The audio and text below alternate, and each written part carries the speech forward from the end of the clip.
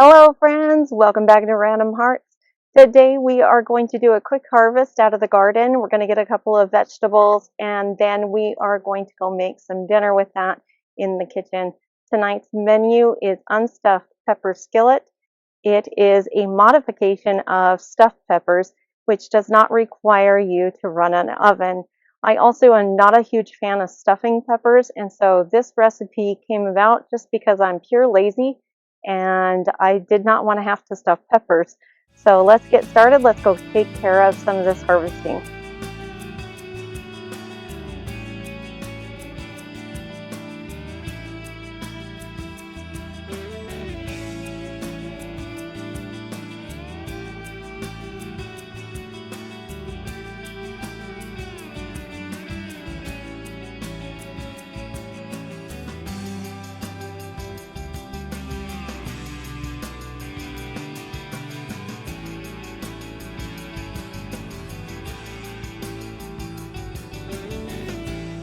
All right, so I'm going to go ahead and grab a couple of these jalapenos here. I thought I had 4 peppers on my plant, but I only had 3. So I think we ate one without me remembering. And then I am also going to grab an onion from here. And I think I'm just going to take one of these that I don't think they're quite ready yet. They're pretty soft right here, but this will be good for tonight. I don't need a ton of onion for this recipe, so yeah, that'll work. So I decided to go ahead and take a tomato as well. I am going to be using canned tomatoes tonight, but I did decide that I have a ripe one, I might as well use it. And then I did go look at the plants one more time, the pepper plant, and for some reason I had missed the one at the back. And so I do have 4 peppers. I was pretty certain I did, but somehow I missed it the first go around. So we've got everything in our basket here, and I think it's time to go in and get this started.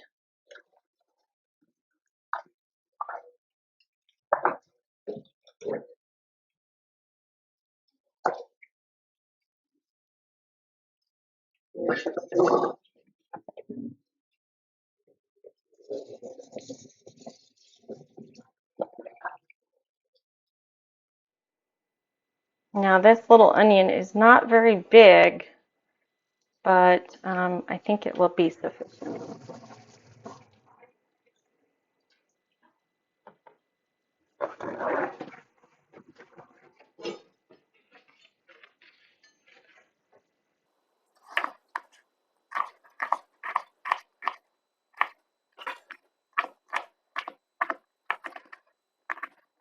So I have a pretty wide range of sizes here on these peppers, which is probably another reason that this recipe would be a good choice rather than stuffed, because none of these are uniform, and so they're not going to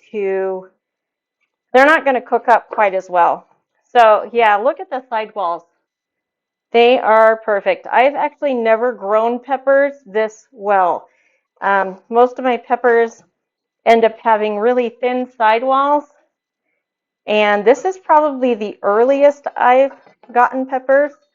I think last year I had to, oh wow, last year I had to actually repot them and put them in the garage for a little while.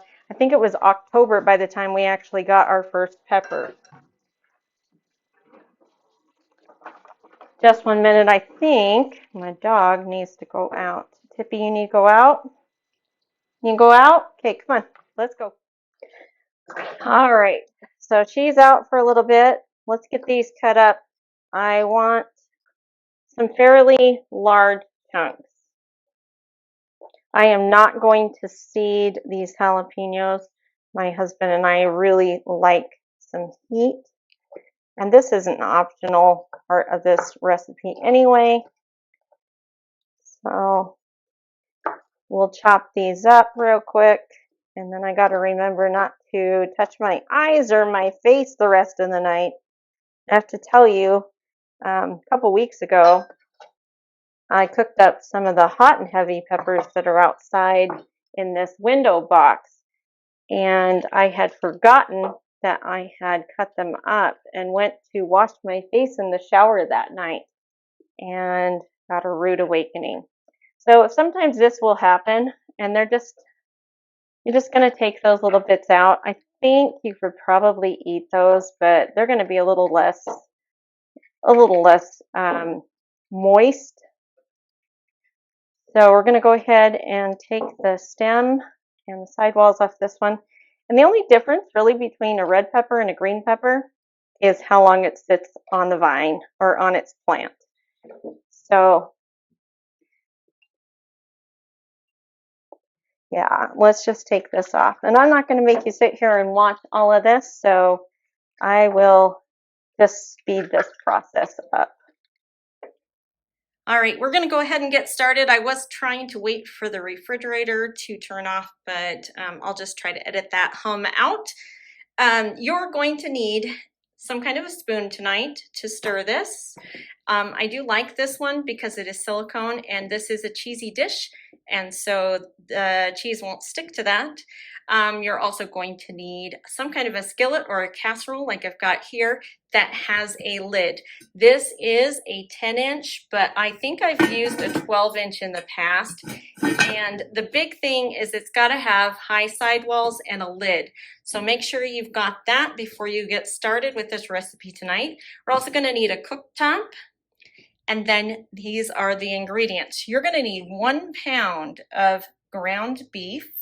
You're going to need a ½ cup of chopped onions, 2 tablespoons of Worcestershire sauce, some salt and pepper to taste. You're going to need some tomatoes. I am using a combination of both garden fresh tomatoes and diced tomatoes. The canned tomatoes need to be about 14.5 ounces. And I prefer the fire roasted flavor, but you can choose whatever you like in that. Then you're also going to need a ½ teaspoon of basil, and we are going to be using one of my preserving methods, which is basil in olive oil, and that was in the freezer up until a few minutes ago, and it's already starting to melt, so we got to get going.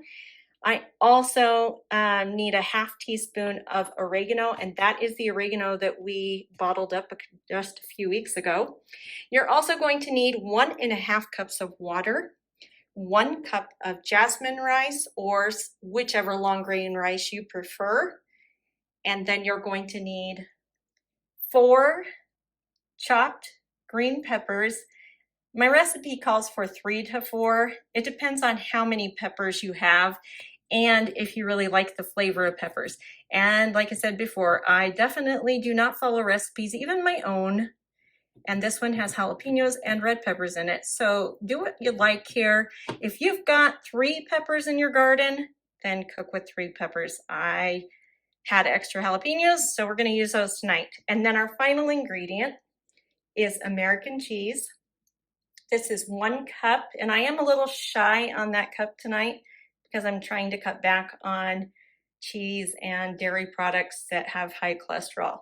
So without further ado, let's just get this started.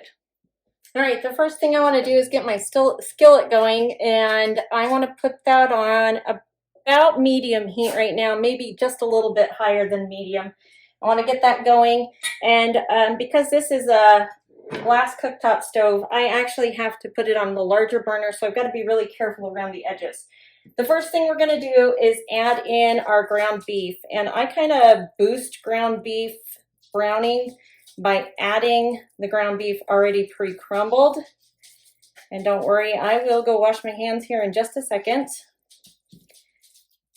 This is the lean ground beef, so we should not have a ton of fat in this. If you are using a higher fat content ground beef, you may want to drain off your fat before going to the next steps. So we're going to go ahead and brown this hamburger up really quick, this ground beef. And I'm going to wash my hands and get this bloody plate out of here. So I am wearing a microphone today, and I would like comments, especially constructive comments, in the comment section on whether this has helped or just made it worse, because I was having trouble with audio, especially on these kinds of videos where I walk in and out of the camera.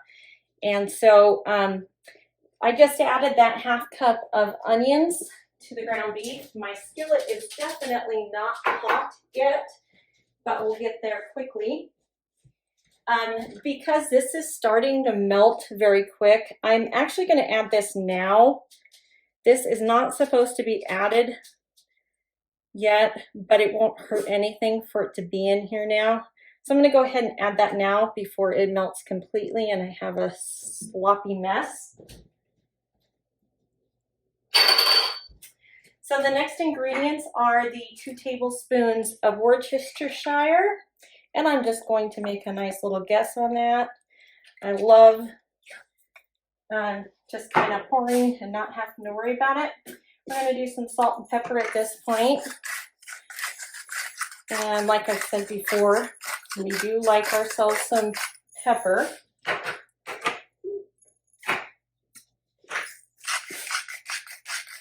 I'm going to leave the salt a little low on this tonight because if we need it at the table, we'll just add it then. And I think my husband might be home because the dog is at the door. So I'm going to let her out. Yep, he is home. So we'll go ahead and get this browning up. And like I said, the basil should not have been in here yet, but we're going to jump the gun on that and just get that going. So we'll just let that brown.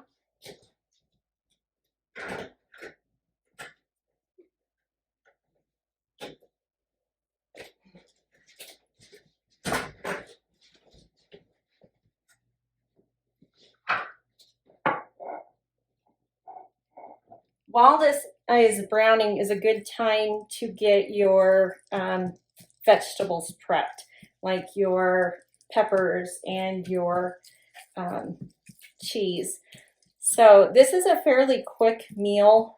It usually takes from start to finish about 45 minutes, and that's including all the prep. And most of that time is spent with the rice. All right, so we'll just let that brown, and our next steps will be to add in our tomatoes. All right, so obviously I'm still too new to this microphone. It was not on, and so that didn't record at all with the proper sound. So we're just gonna have to play with this. This is definitely probably not going to be our last microphone because this one was pretty cheap. You can see we're starting to brown up pretty well here. We want this to really caramelize in the bottom of this pan.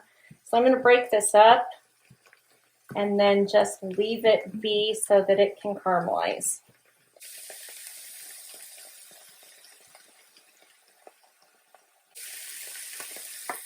All right, so the rest of the ingredients are going to go pretty quickly here as soon as this is done browning. It is almost there.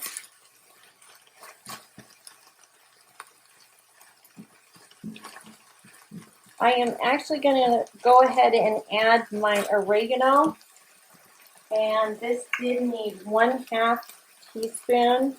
So I'm going to kind of guess that might have been a little bit more, but that's okay.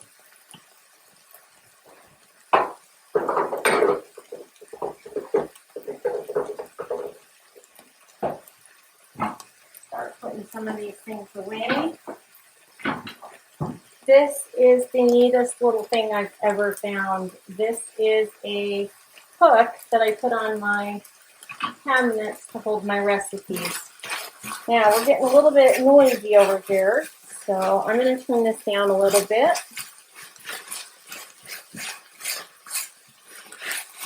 Oh, it smells delicious. So right now, this is using fresh oregano from my yard that I just dried. It is also using basil from last year's harvest. And then peppers from my garden and tomatoes from my garden. And of course, the onion that came from my garden. that was the first onion I've grown. I've never grown onions before. This is the first year. And I attempted to grow them last year, but they all died. They were starts from the nursery, and they just didn't take. They went in the ground and just immediately died. So I grew these from seed this year, and I'm just totally impressed that I actually have some onions. All right, this is looking really good. I want to give it just a couple more seconds. All right, we're going to go ahead and start with our tomato, our fresh tomato, and get that cooking down. I'm going to add in that can of roasted, fire roasted tomatoes.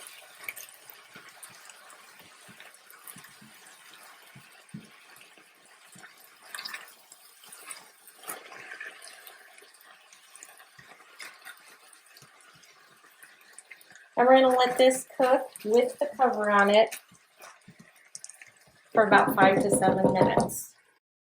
All right, so we are going to probably deal with microphone issues the entire time. This has been cooking for about 5 minutes. It's starting to get quite a bit of moisture in there.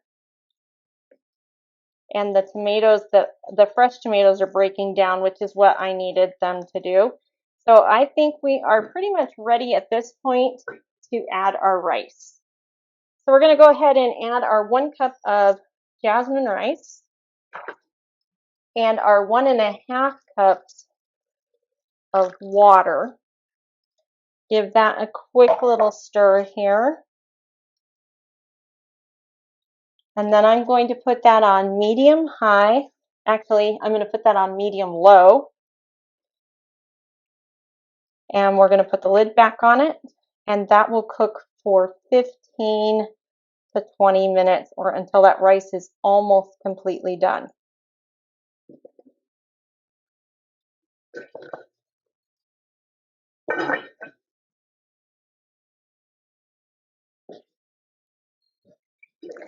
All right, let's check this and see how we're doing in here. I want to stir this, make sure the rice is not sticking to the bottom. It kind of is.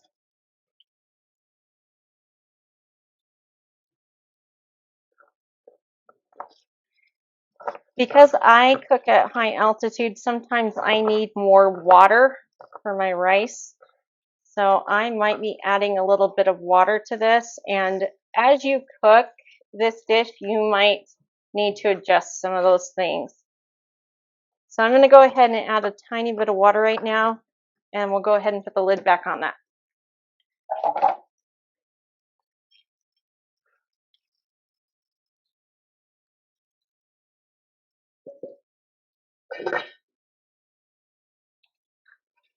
All right, let's give this one more check. Gosh, that's hot. I actually need my other hot pad.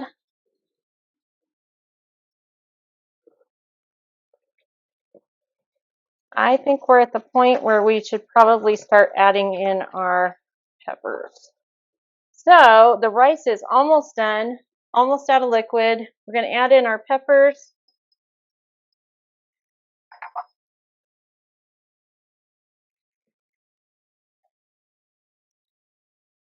Give that a little stir. And then we're going to put the lid back on and continue cooking for about another 5 to 7 minutes.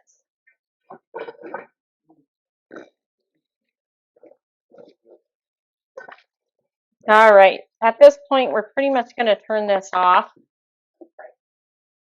because my stovetop is a electric gas or electric glass top.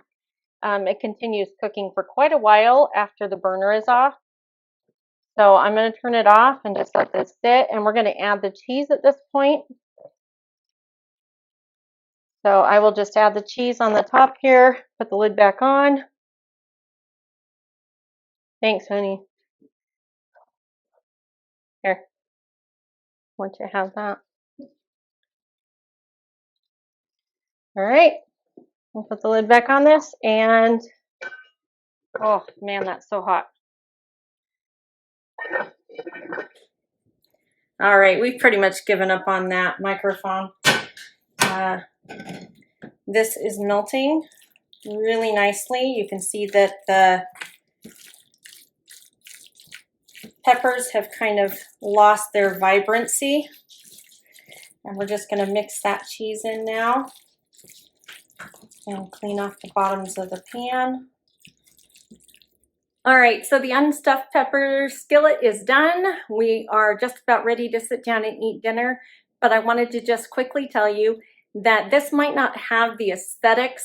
It might not look as pleasing as a stuffed pepper, but it has just as much, if not more flavor than stuffed peppers, and my family loves it. It is a one dish, one pot meal. It's fairly quick. Like I said, it takes about 45 minutes from start to finish, and most of that time is involved with rice. And so I just appreciate you guys coming along with me today as I harvested some more produce from my garden. I'm super excited that I got an onion out of my garden. I'm just proud of myself for that one. And then I enjoy sharing some of these recipes with you. If you have comments or questions on a recipe, please let me know in the comment section. And of course, I will leave all the ingredients for this recipe in the description. So I just wish you guys a happy day, a lovely day, and we'll talk to you soon. Bye.